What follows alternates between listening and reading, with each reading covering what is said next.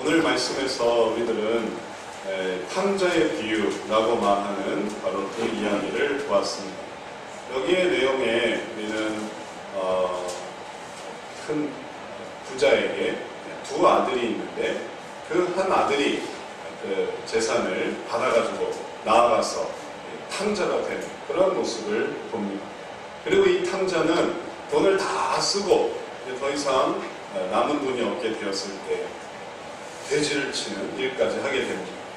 그리고 그 일을 하다가 내가 왜 여기서 이러고 있는가, 우리 아버지의 집에는 풍족한 품꾼이 더 많은데 내가 왜 여기서 이러고 있는가 생각하면서 집으로 돌아옵니다. 그리고 집으로 돌아왔을 때 아버지가 그를 기다리고 있었습니다. 그리고 그 아들을 만나서 그를 받아들입니다. 아들은 자기가 아들로서의 위치를 감당치 못하겠고 저를 품꾼으로 삼아 주십시오 라고 말했지만 아버지는 무슨 말이냐, 너는 내 아들이다 해서 그를 다시 아들의 지위로 올린다, 그런 얘기입니다. 그래서 그에게 옷을 입히고 가락지를 끼우고 신발을 신기고 아버지는 살찐 송아지를 잡고 모든 사람과 함께 즐거워하는 그러한 모습을 오늘 우리가 보고 있습니다. 우리가 다 아는 내용일 것입니다. 또 탕자의 비유는 유명한 이야기여서 성경을 읽어서 알 수도 있고 혹은 또 이러한 그런 스토리 혹은 비슷한 스토리를 다른 쪽에서도 또 많이들 사용하고 있습니다. 오늘 우리가 이 말씀을 함께 읽으면서 이 마지막에 끝나는 이 부분부터 우리가 거꾸로 이렇게 좀 생각을 해볼 때 우리에게 주시는 하나님의 은혜를 새롭게 느낄 수 있습니다. 거꾸로 본다라는 것은 가장 이제 마지막 부분부터 시작하는 것입니다. 마지막 부분, 이 아들이 돌아왔습니다. 돌아와서 아버지에게 자기가 죄를 고백하고 또 품꾼으로 삼아달라고 했습니다. 그러나 아버지는 품꾼으로 삼아주지 않았습니다. 그리고 그를 아들로 삼았습니다. 아들로 다시 받아들였습니다. 그 돈을 탕진했던 그 아들, 그 시간을 낭비했던 아들, 아버지의 마음을 아프게 했던 그 아들이었지만 그가 돌아왔을 때 이 아버지는 그를 너무나 기뻐했습니다. 즐거워했습니다. 그리고 그에게 옷을 입혀주고 또 가락지를 끼워주고 신을 신겨주었습니다. 얼마나 기뻐했습니다. 자, 이 마지막 부분부터 우리가 거꾸로 돌아가면서 그의 인생을 한번 생각을 해봅니다. 그가 마지막에 이렇게 돌아왔을 때 그는 한번 생각을 해보십시오. 그는 이 모든 일들을 다 하고 저지르고 그리고 돌아왔기 때문에 단지 돌아와서 그가 옷을 입고 가락지를 끼고 신을 신게 된 것이었을까요? 만약에 우리가 그 종의 모습으로 이 아버지가 우리 아들에게 옷을 입혀라, 우리 아들에게 가락지를 끼워라, 우리 아들에게 신을 신겨라, 송아지를 잡으라 라고 말하는 이야기를 듣고 그것을 실행하는 종이라고 할 때 우리들의 마음속에는 그런 좀 의아함이 생길 수 있습니다. 아니, 이 사람이 누군데? 난 보지도 못했던 사람인데 이 사람이 누군데? 어느 날 들어왔는데 아니 행색은 초라하고 얼굴은 이상하고 그런데 이 아버지가 이렇게 기뻐하면서 그를 다시 그 높은 위치로 다시 올리게 한다니 대체 이 사람이 누구냐? 라고 그렇게 한번 생각해 보지 않겠습니까? 과연 아버지는 왜 이 아들을 이렇게 반기는 것일까요? 왜 아버지는 왜 이 아들에게 이렇게 기쁨을 숨기지 않고 그렇게 즐거워하는 것일까요? 그 이유는 분명합니다. 그가 그의 아들이기 때문에 그런 것입니다. 그가 아들이 되어진 게 아닙니다. 그는 원래 아들이었습니다. 원래 옷을 입고 있었던 사람입니다. 원래 가락지를 끼고 있었습니다. 원래 신을 신고 있었습니다. 그 위치에 있었던 사람이었지만 그러나 먼 길을 떠났고 어리석었고 그리고 또 무지했으며 그리고 그 속에서 아버지의 마음을 고통스럽게 괴롭게 했던 사람이었습니다. 그러나 이제 돌아왔습니다. 돌아왔을 때 아버지는 그를 받아들이고 예전의 위치로 돌리는 것입니다. 원래도 그는 그랬습니다. 원래 그 위치가 있었습니다. 그 위치로 다시 이 아들을 올렸던 것입니다. 우리도 하나님 안에서 바로 그러한 사람들, 하나님은 우리들을 자녀로 만드시고 그리고 우리들에게 구원을 허락해 주실 때 우리들에게 약속해 주시는 것은 구원이고 또 우리가 받은 것은 자녀됨이지만 그러나 사실 하나님께서는 우리들을 자녀로 만들어 주셨습니다. 그래서 더 기쁘신 것입니다. 정말 하나님께서 귀하게 만들어 주신 한 사람의 인간이고 한 사람의 주의 영을 가지고 있는 한 사람 한 사람이었습니다. 그러나 이 세상에서 죄성으로 태어나면서부터 이제 주님의 그 자녀됨을 잊어버린 것이에요. 죄성으로 악하여져 간 것입니다. 그러나 하나님께서는 다시 돌아왔을 때 기뻐하십니다. 왜냐하면 이건 찾은 것이기 때문에 얻은 것이 아니라 주님은 우리를 만났습니다. 다시 되찾았습니다. 그래서 주님은 기뻐하시는 것입니다. 이 아버지의 기쁨을 성경 말씀에서 이렇게 고백하고 있습니다. 이 내 아들은 죽었다가 다시 살아났으며 내가 잃었다가 다시 얻었노라. 저희가 즐거워하더라. 이 누가복음 15장 전체의 구성에서 계속 끊임없이 강조하는 것이 바로 이것입니다. 새로운 것을 얻은 것이 아니라 원래 있었던 것을 발견한 것이었습니다. 그러니 종들은 이해할 수 없어요. 또 다른 사람들은 왜 그렇게 기뻐하는가를 완전히 이해할 수는 없어요. 그러나 우리가 깨닫는 것은 원래부터 주의 자녀였구나. 원래부터 그 아버지의 아들이었구나 라는 것을 우리가 이해할 수 있습니다. 그렇기 때문에 종들은 기뻐했습니다. 그리고 그 종들도 그 즐거움에 동참했습니다. 아버지의 기쁨을 아는 거예요. 아버지의 기쁨을 처음에는 이해하지 못했다면 또 그 다음에는 이해하기 시작했습니다. 그래서 기뻐하시는구나. 그래서 우리 주인님이 기뻐하시는구나. 그래서 그 즐거움에 동참하는 것입니다. 그 마음을 알게 되었습니다. 그런데 그가 이렇게 기뻐하고 즐거워해서 하나님의 즐거움이 되고 기쁨이 되기 전 그의 모습은 어땠을까요? 그가 돌아오기 전 모습은 어땠을까요? 그는 어려움을 당했을 때 그는 쉽게 돌아오려고 하지 않았었습니다. 그가 외국에 나가서 자기의 재산을 잃고 그리고 어려움 당해서 결국은 가난뱅이가 돼서 그리고 갈 바를 알지 못하게 되었을 때 그는 얼른 집에 돌아오게 아니었습니다. 그는 거기서 한 사람에게 붙어 살았습니다. 그게 바로 집에 들어오기 전에의 이 탕자의 모습이었습니다. 15절 말씀에 그는 그의 모습이 얼마나 바로 그 직전에 황폐해졌는지를 보여줍니다. 가서 그 나라 백성 중 하나에게 붙여 사니 완전히 망한 거예요. 먼 나라를 갔다가 완전히 망했어요. 그리고 거기서 그 나라 백성 중 하나에게 붙여 살았습니다. 거기 껴붙은 거예요. 그리고 그 사람은 그가 저를 들로 보내어 돼지를 치게 했습니다. 돼지를 치는 일을 한 번도 해본 적이 없어요. 그러나 그 사람은 돼지를 치게 되었었습니다. 왜요? 빨리 아버지께로 돌아오지 않았다는 것이죠. 돌아오고 싶어 하지 않았다는 것이죠. 왜냐하면 자존심이 있기 때문에 그런 거죠. 난 여하튼 여기서 재기하겠다. 여기서 내가 회생하겠다. 내가 쉽게 아버지께로 돌아가는 건 이건 수치스러운 일이야. 그래서 그는 끝까지 고집을 부리고 있었습니다. 그런데 그의 삶은 거기서 끝나지 않았습니다. 돼지를 치는 일로 끝나지 않았습니다. 정말 돈이 많은 사람이 그 아들의 지위를 살다가 떨어지고 돼지까지 떨어졌는데 거기서 끝이 아니었습니다. 인생에게 바닥이 있는 줄 아십니까? 이 인생에 바닥이 없어요. 이 인생은 끝없이 떨어집니다. 그래서 거기서 그가 했던 게 뭐냐면 돼지만 친 게 아니었던 거예요. 뭐를 했냐면 돼지 먹는 주역령으로 배를 채우는 거였어요. 너무 허기졌어요. 너무 배가 고팠어요. 그는 거기서 유유자적하며 살지 않았습니다. 거기서 그냥 내가 이렇게 됐으니 내가 이러고 살아야지. 그리고 이걸 내가 받아들이면서 살아야지. 그러면서 살지 않았습니다. 거기서 그는 배가 고팠습니다. 거기서 그는 줄였습니다. 왜냐하면 이 모든 일들은 자기의 욕심의 결과였고 그 결과 속에서 심판당하는 것이었기 때문에 그는 결코 평안할 수 없는 생활입니다. 그냥 두 다리 뻗으면 살 수 있을 것 같죠? 또 그냥 몸만 누우면 살 수 있을 것 같죠?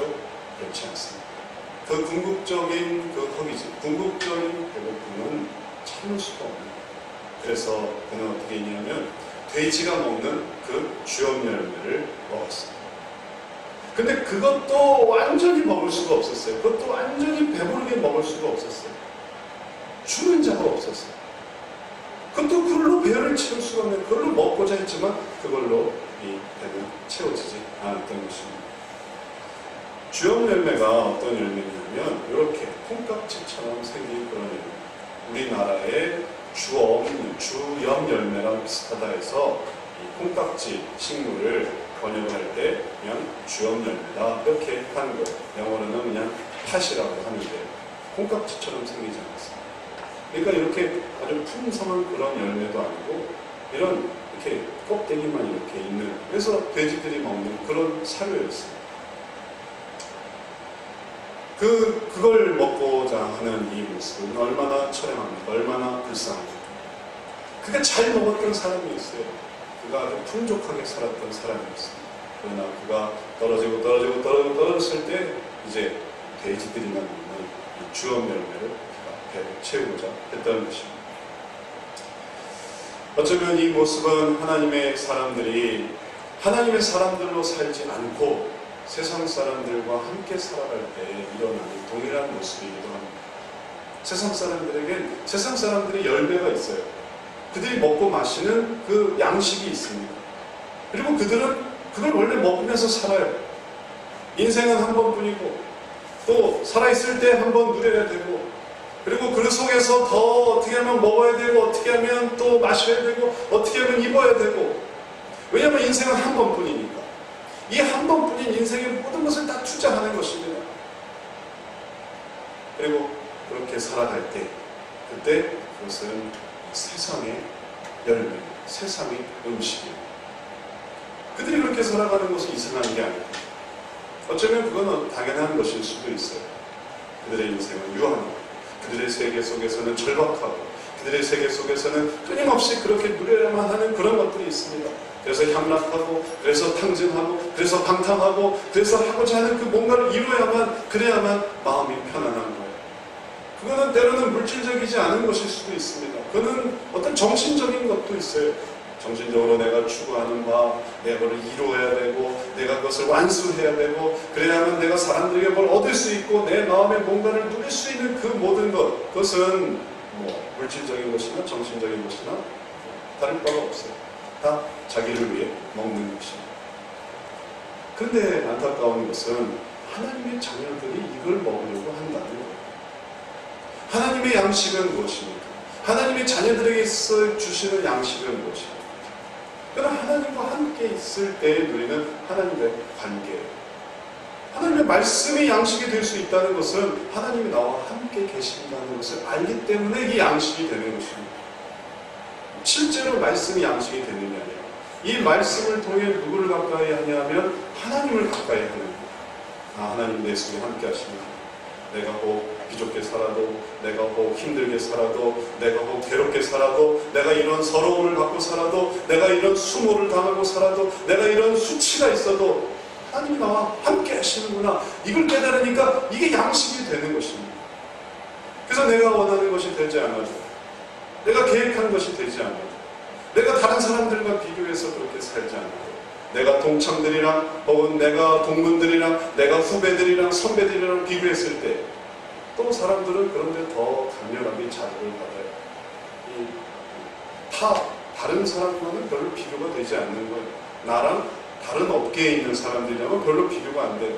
늘 비교되는 건 뭐냐면은 동종업계, 나랑 같이 공부했던 그 누군가, 나랑 같이 살았던 그 누군가, 그리고 그 사람들이 우리들을 자극합니다. 그래서 그래도 내가 걔보다는 나은, 내가 그 친구보다는 괜찮았니, 내가 거기서 미칠 수 없지, 내가 거기서 뒤질 수 없지. 그러다 보니까 여기 이제 자극이 되는 거예요.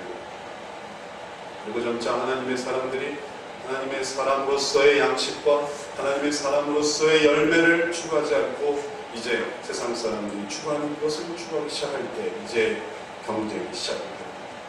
그것은 배를 채울 수 있을까요? 그것은 결코 배를 채울 수 없습니다. 왜냐하면 우리는 하나님의 사람들이기 때문에, 하나님의 자녀이기 때문에 그런 것입니다. 그래서 세상 사람들은 그래서 얻으면서 하나님 되게 좋아해. 그거 하나 얻고 참 이걸 소중하게 생각하는데 거기서 더할 나위 없는 기쁨을 얻어요.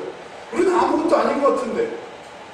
근데 이제 서서히 저거 괜찮아 보이는데 저걸 저렇게 수집하고 저걸 저렇게 늘려가고 저걸 저렇게 쌓아가는 게 괜찮아 보이는데 하는 순간 얘기가 달라지고 이제 나도 거기에 뛰어들게 되는 거죠. 그러면 해야 되는 일을 못해요. 돼지 먹는 주염 열매를 먹으려고 하면서부터 이제 삶은 더 떨어지는 것입니다. 그러나 아무리 해도 그 마음속에 그 공허함을 채울 수 없습니다. 원래 생겼던 그 공허함을 채울 수 없어요. 내가 누구인가, 내가 원래 어떤 사람이었는가에 대한 그 채워지지 않는 공허함이 바로 그걸 추구하면 추구할수록 나타납니다. 게임을 하면 할수록, 또 오락을 하면 할수록, 여행을 다니면 다닐수록 내가 지금 뭐 하는 사람인지, 나는 여기 왜 태어나 있지? 내가 하루를 유유자적하게 사는 것 같아도 농사를 지으면서 파종을 하면서 또 소득을 거두면서 수업을 하면서 내가 이 일을 왜 하고 있지라는 끊임없는 질문이 우리 속에서 생겨납니다. 그러지 않다면 그건 세상 사람이었어요.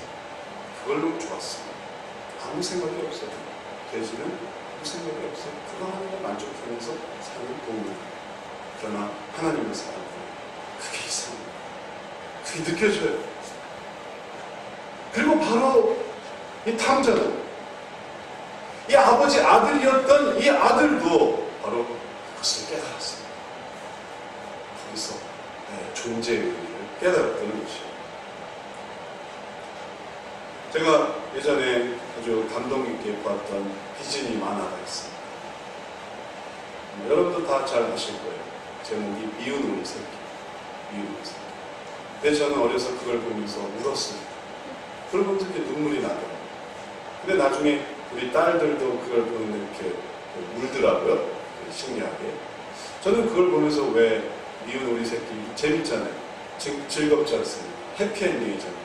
근데 저는 그걸 보면서 눈물이 나는데, 왜냐하면 제 모습이 그랬기 때문에 그랬어요. 제 자신이. 저의 초등학교 시절은 어땠냐면 늘 이사를 다녔어요. 이사를 다니니까 늘 적응을 해야만 했습니다. 그런데 늘 있는 애들은 늘 어떤 편견과 기득권과 그리고 잘 끼워주지 않았어요. 부모님들은 잘 몰랐죠. 이사 다니는 자녀의 이 고민이 얼마나 괴로운 거죠. 그냥 그 속에서 저는 외롭고 힘들고 적응할 만하면 또 이사를 가자는 거예요. 그래서 아예 학생 기록부가 아주 너덜너덜해. 또 이사를 가요. 나는 이제 연습을 해서 이번 인사만은 어떻게 할까? 이번은 어떻게 이 학교에 적응을 할 것인가? 나름 준비하면서 살아가지만 결국 그래도 외로워요. 근데 이상하게 그 학교에서의 그 모든 외로움 속에 저를 반겨주는 한 곳이 있었는데 그건 교회였어요. 신기하게 어느 교회를 가던 교회만 가면 크게 좋아하는 거예요. 한 사람 늘어나서. 한 사람 늘어났어요. 또 교회를 얼마나 열심히 다니는지 몰라요. 오라면 다 갔어요. 네? 수요일에 오면 수요일에 가고, 토요일에 가면 토요일에 가고. 어디에나 가도 교회는 저를 반겨주더라고요. 어디에나 가도 친구들은 반겨주지 않는다.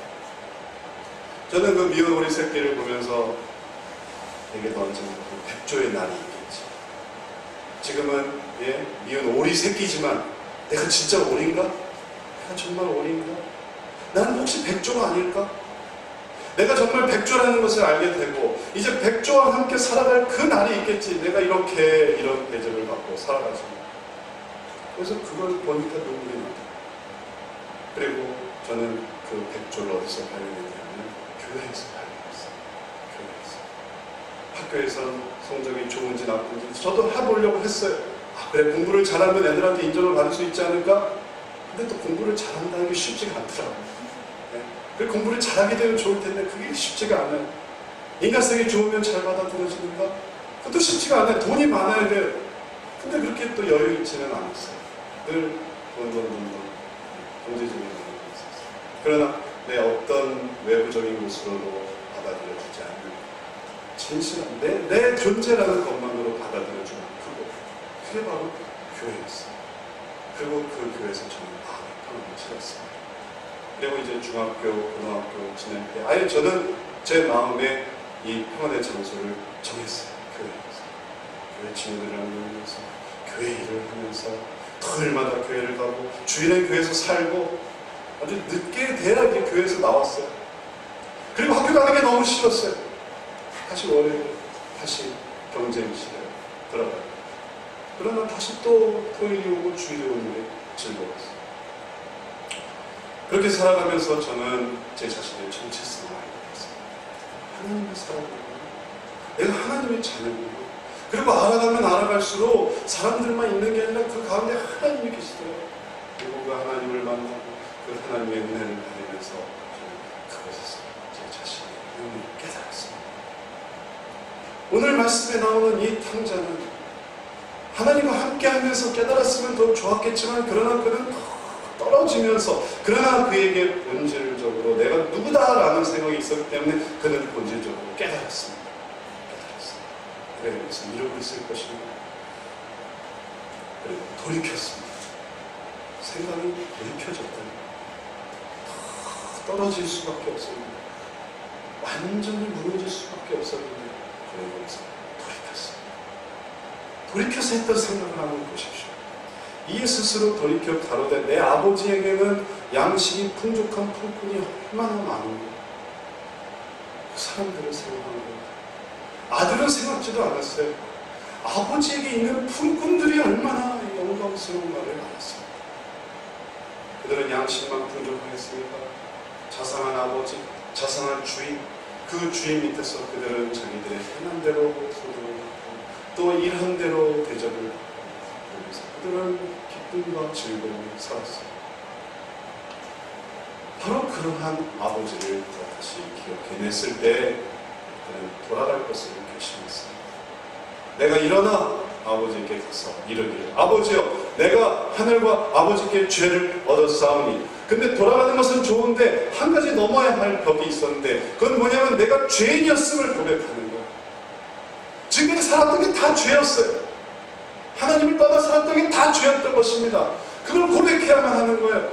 아버지에게 가서, 아버지 저를 먹여주세요. 어떻게 아버지 않습니까? 낳았으니 이제 키우셔야죠. 그런 게 아니라, 내가 어디서 내가 잘못했구나, 내가 아버지의 품을 떠났구나, 그래서 내가 이 지경까지 이르렀구나, 거기에 이르기까지 내가 잘못한 거구나 깨달았던 것입니다. 그리고 그걸 고백하는데 그는 두려워하지 않았습니다. 그 고백을 두려워하지 않았습니다. 왜요? 왜냐하면 그 고백을 넘어서면 아들로서의 삶, 아니 아들로서는 기대하지도 않았어요. 굶어 죽지 않는 삶이 있었던 것입니다. 풍성한 삶이 있었던 것입니다. 그래서 그는 죄를 고백하는 두려움을 이겨내고 하나님 아버지를 봤습니다. 아버지의 사랑을 봤습니다. 지금부터는 아버지의 아들이라 일컬음을 감당치 못하겠습니다. 나를 품꾼의 하나로 보소서. 그리고 그가 길을 떠났다는 것입니다. 돌이켰습니다. 돼지를 계속 치지 그러세요. 주염 열매도 많이 드리겠습니다. 잡았을지도 모르겠어요. 그러나 그것은 이제 더 이상 그에게 문제가 되지 않았어요. 주염 열매 100배를 더 먹는다 하더라도 내 이 호기심을 채울 수 없어요. 내가 돼지를 더 많이 친다 하더라도 내가 내 위치를 이곳에서 결정할 수 없어.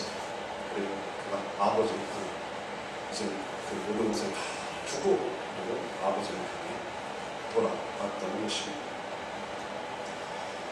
이제 아버지에게로 돌아왔을 때 그 돌아온 아들을 받아주시는 그 아버지의 사랑이었습니다. 그 사랑은 정말 그 모든 것들을 다 받아주시는 아버지의 사랑입니다. 그리고 그 존재를 다시 한번 깨달았던 이 아들을 또 용서해 주시는 아버지의 사랑이었습니다. 그리고 그 사랑이 방금 우리가 봤던 그 아버지, 정말 마을 입구에서 기다리고 있던 그 아버지, 그리고 또 기다리다가 이제 돌아오는 것을 보면서 아주 반갑게 달려나가는 아버지, 그리고 반갑게 달려나가서 안아주시는 아버지를 만나게 되었던 것입니다. 그 아버지는 품꾼으로 삼지 않았습니다. 나는 품꾼의 하나로 내 죄값을 생각하면 품꾼으로 써주셔도 제가 부족할 것 같습니다 라고 했지만 아버지는 품꾼이 아니었어요. 아버지는 언제나 아들이었어요. 그는 품꾼이었지만 아버지는 언제나 그를 아들로 봤던 것입니다. 그런데 이렇게 돌아오기까지 이런 어려움을 겪었는데 이 어려움을 겪게 되기 바로 그 전에 있었던 일을 우리가 또 생각해 볼 수 있습니다. 그는 어떻게 하다가 여기까지 이르게 된 것이었어요. 그가 자기의 존재성을 깨닫게 되기까지 있었던 과정은 무엇일까요? 그 과정은 그는 지난 아주 심각한 고난 속에 있었습니다. 그는 괴로운 환난 속에 있었습니다. 그리고 그제서야 비로소 자기의 정체성을 알게 되었습니다. 이것은 얼마나 아이러니한 겁니다. 자기의 본질이 무엇인지를 깨닫기까지 그가 극도의 환난 속에 있었다는 것입니다. 13절에 보면 그가 어떻게 하다가 돼지를 치게 되기까지 되었는지를 보여줍니다. 그 후 며칠이 못 되어 둘째 아들이 재물을 모아가지고 먼 나라에 가 거기서 허랑방탕하여 그 재산을 허비하더라. 이 아들은 아버지에게서 재산을 받아가지고 나왔습니다. 제게 상속된 재산을 주십시오 해가지고 그 재산을 받았어요. 그리고 그 재산을 다 모아가지고 동산과 부동산 또 돈으로 환산할 수 있는 그것들을 다 돈으로 만들어가지고 그리고 먼 나라로 갔습니다. 왜요? 아버지 간섭 없이 좀 써보고 싶었어요. 아버지 지배 없이, 아버지 통제 없이, 아버지가 이래라 저래라 하는 거 없이 내가 좀 원 없이 살고 싶어서. 그래서 그 모든 것을 다 가지고 좀 아버지는 보지도 않을 먼 나라로 갔습니다. 자, 아버지가 보여줬던 것이 생산적이고 아버지가 보여줬던 것이 정말로 유익한 것이었으면 이제 그 반대 방향으로 가는 건 뭘까요? 아버지가 남을 돕고 그리고 자기 자신을 유익하게 하고 발전시키는 것을 가르쳐줬다면 이제 그거 반대로 가는 게 뭘까요? 아버지가 시간을 지키고 아버지가 예의 있게 하고 아버지가 다른 사람을 아주 섬기는 그런 삶을 가르쳐줬다면 그 반대로 가는 건 뭘까요? 그건 악한 것이었습니다. 그래서 먼 나라로 가서 성공할 수가 없는 거예요. 왜냐하면 반대 방향으로 가니까. 햇빛 있는 반대 방향으로 가니까 그곳은 어두움만이 있었던 것입니다. 생각 자체가. 먼 나라로 가서 거기서 허랑방탕하기 시작했습니다. 나는 안 그럴 텐데. 나는 로또만 되면 나는 안 그럴 텐데. 나는 1억 1000분만 받으면 안 그럴 텐데. 내가 그 위치에 있으면 안 그럴 텐데. 내가 대통령이 되면 안 그럴 텐데. 내가 장관이 되면 안 될 텐데. 내가 사장이 되면, 내가 회장이 되면 안 그럴 텐데. 안 그럴 것 같습니까? 사람에게 목표가 없으면 그렇게 돼요. 줄 수가 없어요. 우리 교회가 커지면 안 그럴 텐데. 우리에게 목표가 없으면, 비전이 없으면, 하나님을 바라보는 게 없으면 우리도 그렇게 돼요. 우리도 우리가 손가락했던 바로 그 사람이 돼요. 우리가 미워했던 바로 그 사람이 돼요. 상황이 되면 그걸 이겨낼 수가 없어요. 그래서 그도 자연스럽게 원래 이겨내려는 마음이 아니었으니까, 원래 아버지를 떠나고 싶은 마음이었으니까 그렇게 떠난 거예요. 거기서 성공을 해, 거기서 승리를 해, 거기서 돈을 모아, 그리고 거기서 더 위대한 사람이 돼 있을 수가 없는 거예요. 일단 쓰고보고 싶고 또 소비하고 싶고, 그러니까 친구들이 막 보여줬어요. 친구들과 같이 또 재미있게 보내서 그 친구들은 얼마나 내 속마음을 잘 아는지, 얼마나 나를 즐겁게 해주는지 내가 눈짓만 해도 그 눈짓을 정확히 이해해주는 그런 친구들이었어요. 그래서 더 죄하고 나갔어요. 그럴 때 함께 몰려다니는 친구, 그럴 때 함께 할 수 있는 동반자, 그럴 때 그것을 더 부추기는 그 사람들을 통해 허랑방탕하고 재산을 허비했는데, 근데 참 신기한 것은 그때 마침 흉년이 들었다. 이 모든 일들은 어쩌면 이렇게 이 모든 일이 딱 아우가 맞을까요? 내가 그렇게 죄 가운데 가고 있어요. 그때 꼭 병이 들어요. 내가 그렇게 하나님 만나고 싶어 하지 않을 때 그때 문제가 생겨요.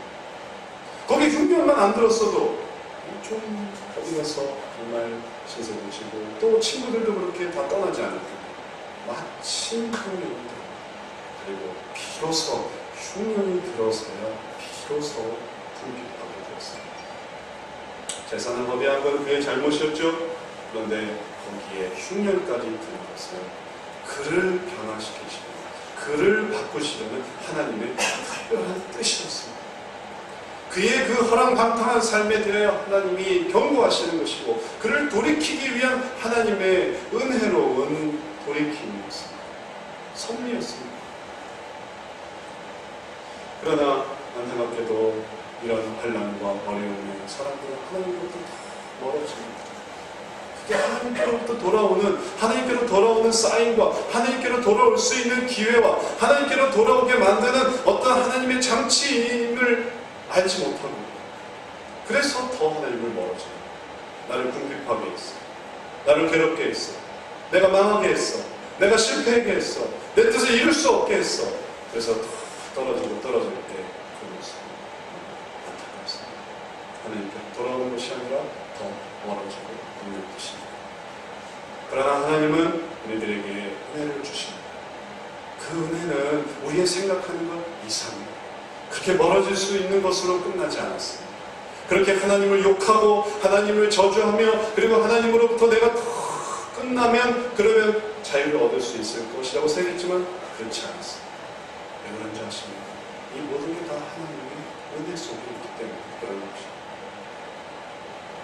예수님께서는 자기를 부인할 것을 알고 있었던 베드로에게 이렇게 말씀하셨습니다. 베드로가 자기를 부인할 것을 알고서 하시는 말씀이었습니다. 시몬아 시몬아 보라 사단이 네 까부르듯 하려고 너희를 청구하였으나 그러나 내가 너를 위하여 내 믿음이 떨어지지 않기를 기도하였느니 너는 돌이킨 후에 내 형제를 붙게 하라. 사단이 너희를 청구했는데 근데 특별히 예수님께서는 베드로에게만 너를 위해서 기도했고 네 믿음이 떨어지지 않기를 기도했고 또 너는 돌이킨 후에 너 형제를 붙게 해라. 아주 유독 베드로에게만 아주 집중적으로 얘기를 하셨어요. 그래서 베드로는 이 기분이 나빴습니다. 아니 너희를 청구했다는 건 이해를 하지만 왜 저만 가지고 그러십니까? 왜 저만 이렇게 콕 집어서 너는 왜 이러십니까? 예수님 걱정 마세요. 저는 주님과 죽을 겁니다. 주님과 죽을 거예요. 그때 그 믿음은 좋았어요. 그때 그 믿음은 충만했습니다. 그러나 주님은 알고 계셨어요. 그가 어떤 사람이 될지. 저가 말하는 주여 내가 주와 함께 오게도 죽는데도 가기를 준비해놨어요. 몇 자리도 받았어요. 제가 어떻게 죽을 건지 마음의 준비가 다 돼 있습니다. 그래서 저는 이제 죽기만 하면 됩니다. 그러나 주님은 말씀해 주셨어요. 그가 어떤 사람이 될지. 베드로야 내가 내게 말하노니 오늘 다 울기 전에 네가 3번 나를 오른다고 부인하라. 우리의 죄를 주님 알고 계십니다. 어디까지 떨어질지 주님 다 알고 계십니다. 그러나 우리에게 원하시는 것은 돌이키는 돌아오는 것입니다. 우리는 때로 교회를 박차고 나아가는 사람들을 보면 안타깝습니다. 나는 정말 주님을 이제 다시는 안 뵙겠다고 하고 나아가는 사람들을 보며 괴롭습니다. 어떤 사람이 그렇게 기독교를 폄하하고 회방하고 비난해서 도대체 당신이 누굽니까? 할 때 제가 사실 목사님 아들입니다 라는 얘기를 들을 때 우리는 마음이 녹아냅니다. 그러나 우리는 그보다 더 큰 것이 있습니다. 그의 부정과 그의 부인과 그의 반항과 그의 어떤 거절보다도 더 큰 건 하나님의 사랑, 하나님의 용서하십니다. 그래서 그가 지금은 부인하죠. 정말 내가 다시는 교회 안 간다고 말하죠. 그가 정말 주님을 회방한다고 하죠. 주님은 또 그것도 알고 계세요. 바로 돌이킬 것이라는 거죠. 그치? 오늘은 네가 부인하겠죠. 너는 내일은 돌이켜. 그래서 바로 지금 우리가 당면하는 그 어려운 환경, 우리가 당면하는 그 어떤 괴로움, 그 어떤 실패, 그 어떤 좌절, 그것은 결국 그것으로 끝이 아닙니다. 왜냐하면 하나님의 크신 용서가 있기 때문에 그런 것입니다. 이제 하나님의 크신 은혜를 우리가 생각할 때 이제 우리는 하나님을 의지할 수 있습니다. 그리고 의지하는 속에서 그 어떤 누군가, 그 어떤 괴로움 속에도 우리의 시간은 달라집니다. 하나님의 계획이고 그의 완악함이 보이지만 그의 강팍함도 너무나 잘 보이지만 보이지 않는 하나님의 그를 용서해 주십시오. 그를 구원해 주십시오. 기도할 수 있는 것입니다. 이제 말씀을 마치기 전에 마지막 한 장면을 보게 됩니다. 이 모든 일이 애초에 어떻게 시작되었을까? 맨 첫 부분은 어떻게 시작되었을까? 애초에 한 아버지에게 두 아들이 있었다고 했습니다. 잘 지냈어요. 그 아버지와 함께 있었습니다. 근데 그렇게 지내던 중에 이 둘째가 아버지에게 이렇게 말하면서 이 모든 일들이 시작되었습니다. 아버지여, 재산 중에서 내게 돌아올 분깃을 내게 주소서. 아버지는 당황했습니다. 얘야, 나랑 같이 있으면 이 모든 것이 다 네 것인데 왜 그것을 달라고 하니? 안 된다 해야 되잖아요. 안 된다. 얘야, 안 된다. 안 된다. 너는 나를 떠나서는 안 된다. 너는 나를 버려서도 안 된다. 내가 너에게 그것을 줘서도 안 된다. 네 이름으로 바꿔줘서도 안 된다. 왜냐하면 내가 죽으면 다 이게 네 거니까. 그냥 나와 함께 있어야 된다. 그것을 거절했어야 됩니다. 근데 이 아버지는 그 재산을 내게 주십시오. 아버지는 그 살림을 나눠주었어요. 어쩌면 둘째 아들이 나중에 그렇게 불평할지는 모르겠죠. 아버지 그때 왜 그러셨어요?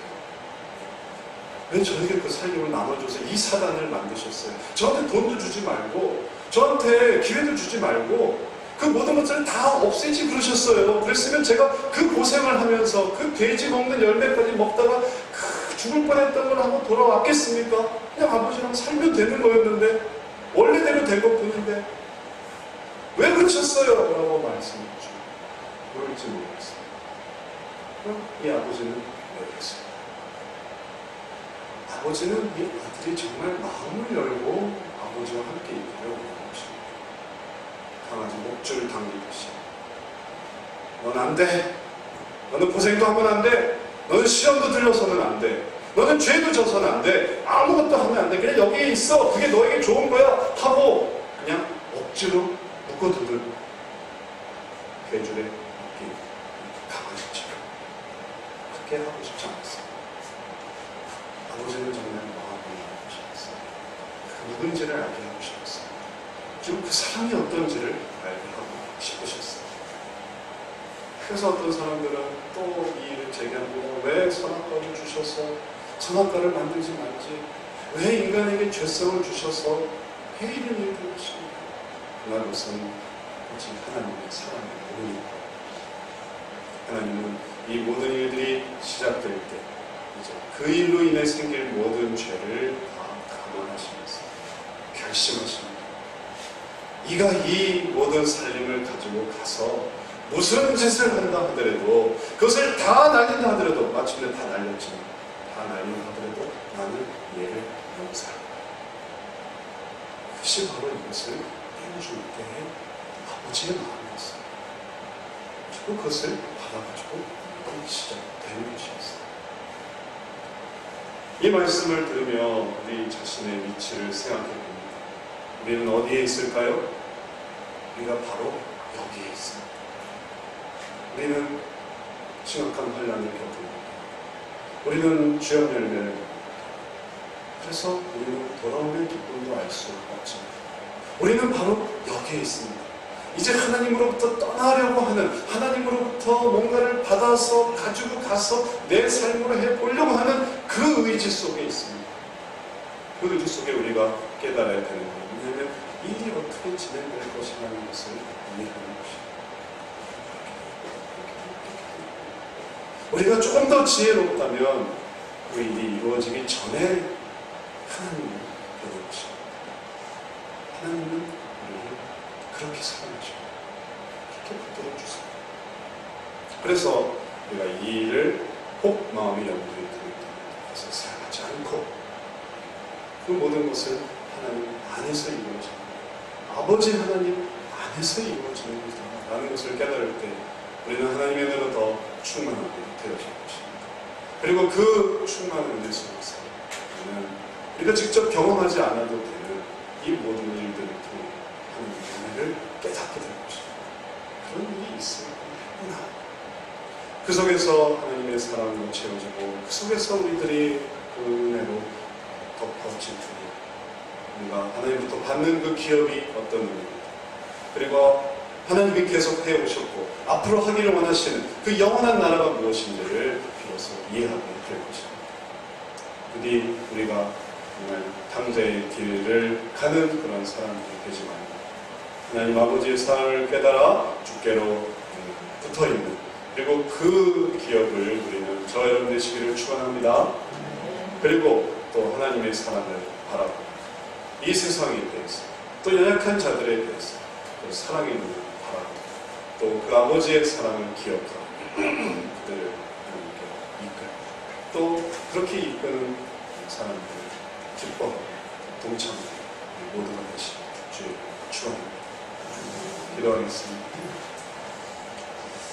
사랑의 하나님, 우리들에게 은혜 주심을 감사드립니다. 우리들에게 깨닫게 하심을 감사드립니다. 하나님이 어떠한 분이신지를 우리들에게 설명해 주실 때에 주님, 이제 우리가 주님을 바라보게 하여 주옵소서. 이 모든 일이 시작되기 전 주님께서 우리들에게 말씀하신 것이 있었사오니 그 말씀하심을 기억하며 이제 주의 말씀 속에서 하나님의 받아주심을 그리고 하나님의 그 용서하심을 우리가 마음속에 간직합니다. 하나님께로 나아가는 우리 모두 되게 하여 주옵소서. 하나님은 또 오늘도 우리를 이끄시며 또 기업을 우리들에게 설명해 주십니다. 그 기업을 바라보는 저희를 되게 하시고 그것을 나눠 가지려 하는 저희입니다. 그것을 우리여 주님께로 돌리고 그 안으로 더욱 들어가기를 원하는 귀한 주의 자녀들, 주의 아들, 딸들 되게 하여 주옵소서. 이 가운데 예수 그리스도의 이름으로 기도드렸사옵나이다. 아멘.